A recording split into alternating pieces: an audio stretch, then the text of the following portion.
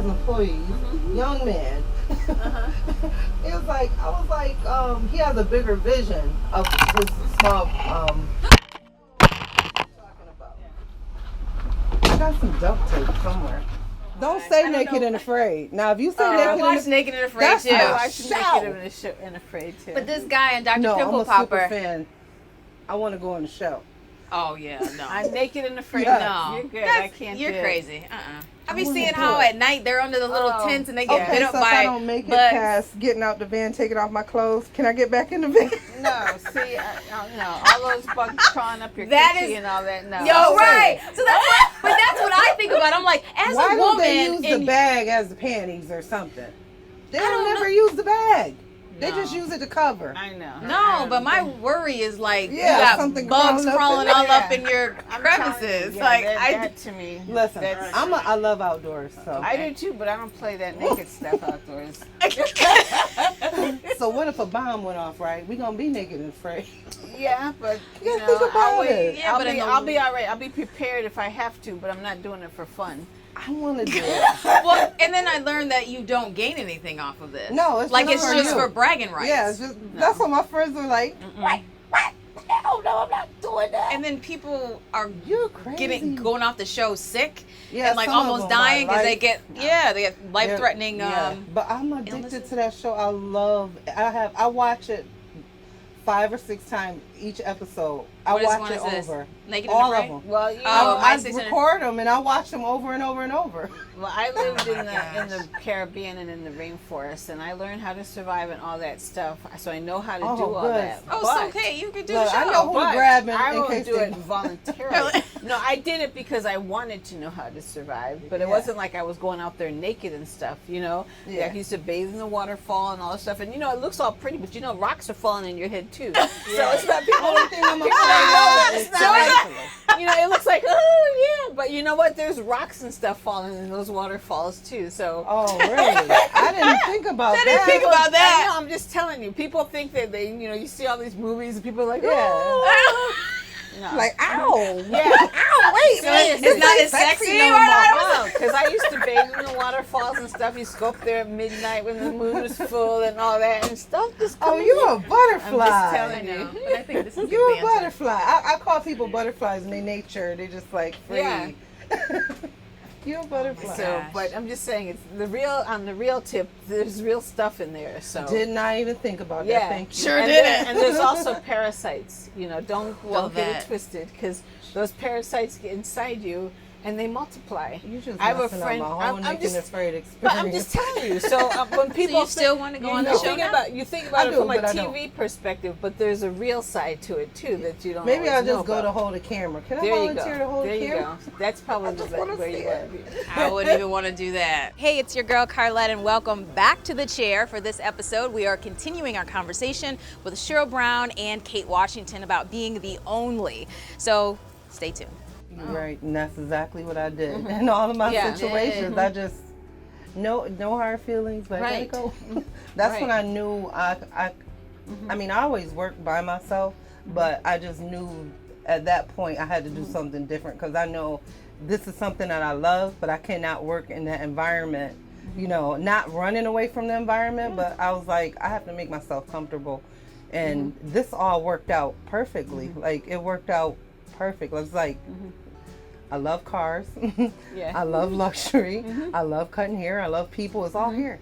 Yeah. You know? Right. And Yeah. relaxation You've is got the all most of thing. it. The most, the reason why I did this, not only for that, but my independence, but it was to bring luxury to people who normally don't pamper themselves. Right. Men normally don't pamper Yeah, themselves that's unless true. a woman makes them do it, right?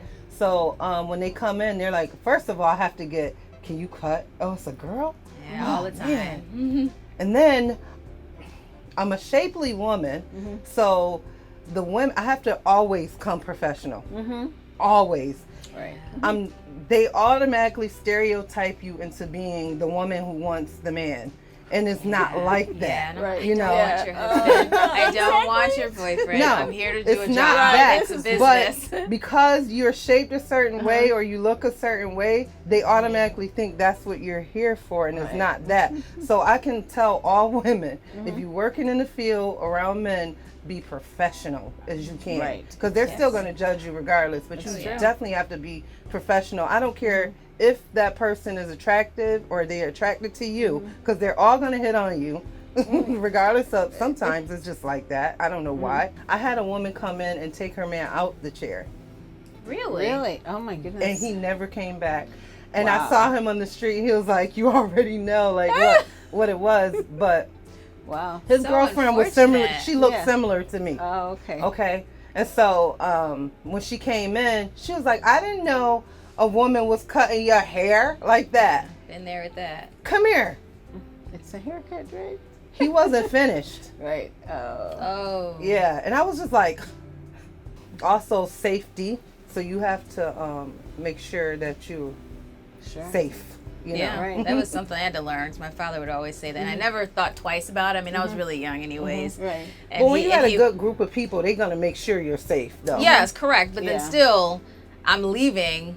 I mean, I used to work long hours, 12, 13, 16-hour days, but I'm walking out of there. I'm on Thurston or I'm on Chai Lai, and you got, you know, hundreds of dollars in your pocket. Now. And we don't carry money on this bus. We do cash out and things like that. Yeah. Well, that's smart. That makes sense. So that's I get paid before they come to me, and if they want to tip me, I'll say cash at me, but we don't carry money here. Right, that makes sense. Interestingly enough, on another side of it, one of the things I experienced was that being a woman in a all male dominated field, really, especially in consulting, I found that in many cases my customers, and a lot of them were male customers because they were business owners, and I work with businesses all over the country. In many cases, they were more open to hearing from me and for me helping them in their business because they didn't see me as a competitor. Sometimes if it's a male who's a consultant in there, because men naturally do this, and I don't mean it as a negative thing, but that's just how they communicate. They tend to compete with each other. So if a male consultant comes and says, this is what I think you should be doing with your business, then there might be more pushback and there's more likelihood for them to compete on some levels. And I actually had customers say to me that if I had been a male, they would not have been able to take my advice, but they saw me as somebody who really was interested in their success and was not going to do anything to harm them. So that's a benefit. That's a benefit. So I think that there are some other advantages to being a woman in a male-dominated environment too, because the nature of women is to collaborate and communicate. Nature of men is to compete. And so in those kinds of situations, I think in some cases it can work. And you're right, just even how women lead, it is more collaborative, you know, unilaterally. But I'm just thinking even as a barber, and the benefit of that was I felt like I gave more care. You know, I was just a little bit more. I was just a little bit more attentive to the type of style. Right. Your eyebrows are like, you know, some of the hair braids are sticking out, so let me grab that. Or there's just, and I would know how I would want my man to look. So I'm gonna make sure that you look your best, and then I'm not trying to rush you out of the chair and take time. And I've heard some people say the same thing, where they're like, oh, they kind of, or if I'm cutting a woman's hair, and she'll say some of the men cut them like men. Right. Instead of giving them kind of the softer look, it's listening to you know. I think women, we listen. So but even if you're, like you were mentioning, being bored to tears, but you were paying attention. You were listening. Or when they were too busy competing, by the end you could surmise what they said and say, okay, so let's move along. And they're probably all dumbfounded, like, oh, okay, you know. That's what I do. I have a consultation, just a simple 5 to 10 minute consultation with my clients. Like that's very easy. You know, I heard, so pretty much I do what the barbers don't do. That's why I'm here. So I'm like in between. So if you need someone to come to the hospital, I'll do that. If you need someone to come to your office or go to the airport or, you know, I try to do that. If you can't find someone to do something barbering wise, that's where I come in. You know, I've done people who passed away. I do that. You know, it's hard to find a barber who will actually come and do that. I've done that a few times. I But don't mind it's it. actually like an honor to do it. Yes. It was very difficult because they were two of my clients, and the first time I did it, because you're used to, your ears are very mobile, and I'm used to touching them, and then I'm like, he's cold, and then I had to back away from the casket, and they're all like, are you okay? And I was like, yeah, just give me a minute.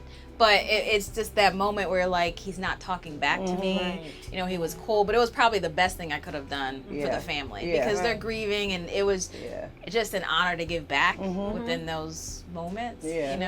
Like that part, when I was younger, my parents used to make us touch the people who passed. Like, go touch them, they're not gonna bite you. So I'm used to people.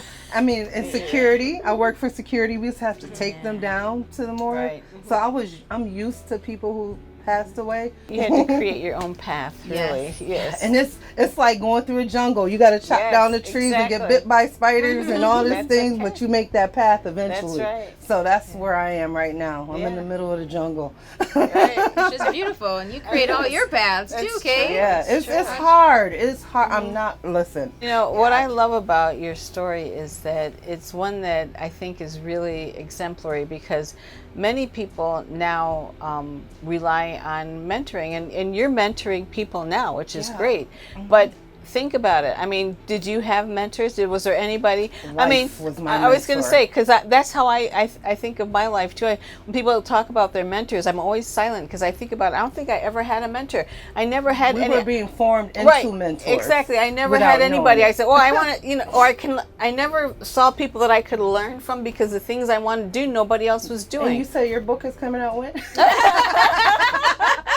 This is when the books come out because people don't know how to do this, and we were the first, so now we could show people how we did it. So I try to tell people, even if you have a different or something is different about you or unique about you, you are you, be you, and that's going to take you along the way. Just being different, True. It took me many years to figure that out, and I'm like, I love being different. Okay, parting thought. Working in a male-dominant industry, what would you guys say? Kate? I would say it takes everybody. It's great to know what the values are that you bring to whatever you're doing so that you won't be subsumed by things that don't necessarily align with yours. And know that where you fit in is where your greatest value is. Even though you might be the only female, you might be the only whatever, you have an inherent value to be there and find what that is and deliver on it. I love that. Yeah. Mine is break down the walls, break down the barriers, and be you. That's it. That's what I learned. Don't ever let people make you feel like you're inferior because you're a woman. Sometimes I feel like we can do the job just as well or even better. So, because we think, and we nurture, we're natural nurturers, so we can do this, and that's all I gotta say. Thanks for watching another episode of The Chair.